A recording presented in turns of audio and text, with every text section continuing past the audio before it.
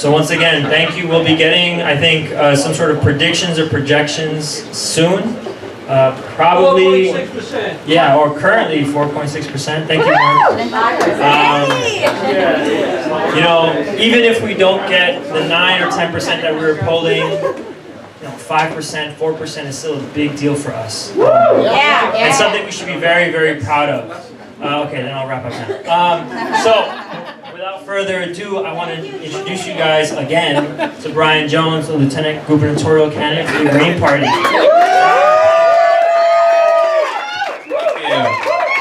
First, I just want to say a big thank you to Julian, my campaign manager.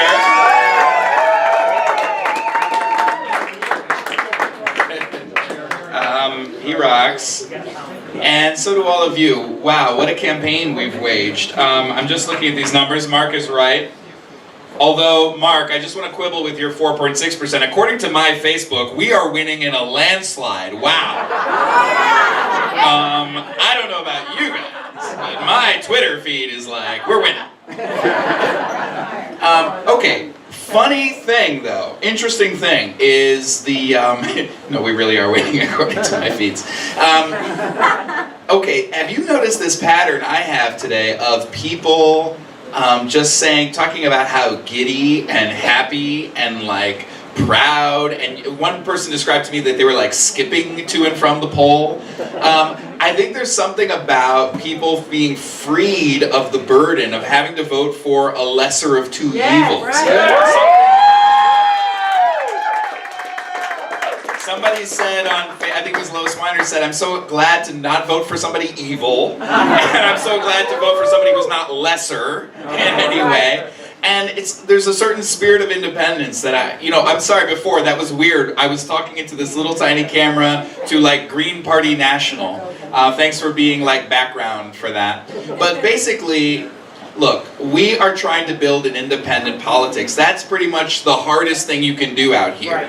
Because we know that there's a total media blackout on people who don't have the stink of cash all over them. We know that basically it takes millions and millions of dollars to win elections. Cuomo's average contributor gave $10,000, and our average gave $70. But that independence works both ways. It means we don't have the money to do those things, but it also means we can say what needs to be said. It means that we're free of those people, and we can attack who needs to be attacked, and we can argue for the reforms that we desperately need. I will tell you this, that this was a real education for me, being a New York City-based activist, traveling New York State, it is a bloodbath out there. There are so many towns that are just destroyed, post-industrial towns where people have no jobs, where people are struggling, and the anger at Cuomo and the Democratic Party is visceral. I'm seeing on the screen what you're seeing, which is in state after state, the Republicans are sweeping. Well, you know what? The Democrats only have themselves to blame. And I think that we have done things in this campaign that were unprecedented.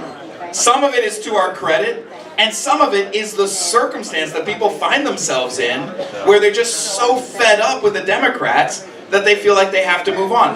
For instance, in public education, it's clear to people that it's the Democratic Party that's on the warpath trying to attack them. Governor Cuomo just said last week he wants to break up the public school monopoly. He wants to ruin the teachers union on the rocks of more standardized testing. He said it out of his own mouth. It's like you can't make this stuff up. So we took advantage of that situation and did things that the Green Party's never done in this state. We got 6 teacher unions to endorse our campaign. That's unprecedented. Oh, Julian's correcting me saying it was 7. Sorry. 7 teacher unions to endorse our campaign. We got 6 independent Democratic clubs to endorse our campaign. That's amazing. Now look, I know not all of these people who flocked behind our campaign are going to be with us in every campaign. I know that the level of disgust with Cuomo is so high that this is a particular circumstance for us. But these people, regardless of whether they're in it with us for the long haul, they have in this go-round validated our project, which is about building independent politics. This is our moment to thump our chests and say, look, we leapt over everybody else in the field and proved that without millions of dollars in cash, without corporate backing, we can stand on our own two legs and do something that hundreds of thousands of people in this state will respond to. Build independent politics. That's what this campaign represents. And that's why I think no matter what the percentage turnout, it's a leap ahead of what we got in 2010 when Howie got 1% of the vote, and that was an amazing achievement at that time. Now we are poised to be the third politics of New York State. That is the achievement of this